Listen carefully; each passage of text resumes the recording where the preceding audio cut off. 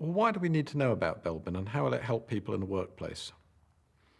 I think it's important to understand the underlying reasons for differences between people. We see these differences within a family. They occur at a very early age, and they clearly have a genetic basis because they persist. And our job, I think, is to understand how these can be identified, recognized, and used to advantage in teamwork and in the role that people will play in work situations. What's different about Belbin?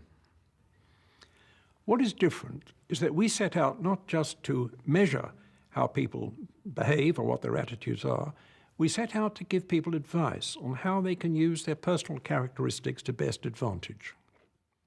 Surely we can all play every role. Possibly that is so, but on the other hand, it's undesirable. It's more important that we should concentrate on the role that we play best. In that way, we show ourselves to advantage. If we try and play every role, we'll end up undermining the role that other people play, and we'll give them little room and little scope. So if we're going to get good teamwork, we've got to find and choose the best role that we can play in that particular situation. Can we change? Well, we can change.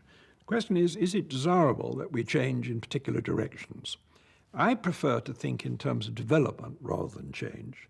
And if we're thinking of development, we're talking about developing in a direction where we have aptitude and potential. If we change in areas for which we're not fitted, then we expose ourselves and show ourselves to some considerable disadvantage. Do we need 9 team roles present in a team at all times? No, because teams have different terms of reference, they have different goals, they have different objectives. And what's more, these goals change as the teams proceed during the course of their project or the challenges that they face. And if they're going to respond appropriately to these changes, then we need different actors to come on the scheme. We need different roles to be played. Sometimes we need the personnel to change, or at other times people can actually adapt their roles to meet the new demands being placed upon them. What is the ideal size of a team? Well, I have my own preferred size. I love a team of about 4 people, because in a team of 4 there's no hierarchy. When you have odd numbers, one person is naturally there as the arbiter if others don't agree. But with 4 people it's possible to get a consensus if we have good balance and understanding of each other in that particular situation. I'm happy enough that teams move up to, say, 6. Once we get beyond 6, I become rather worried because we're moving into the psychology of the group and away from the psychology of a team. Surely team roles are not applicable in all organizations and cultures? Yes, that is so. I would not care to introduce teamwork to Afghanistan. There are countries in many parts of the world where regimes are very hierarchical, and for them teamwork is a threat.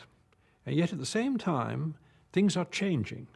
I've been working both in Russia and in China, and I've been seeing a gradual movement away from hierarchy to a different form of collaborative human organization. We are in a transitional period, and it's happening in all industries, and I think in all countries to a differing extent. So we need to understand the dynamics of teamwork, how we can use human resources to best advantage, because this is applicable in a general way right across the world, and it's only a matter of time before we see its effects.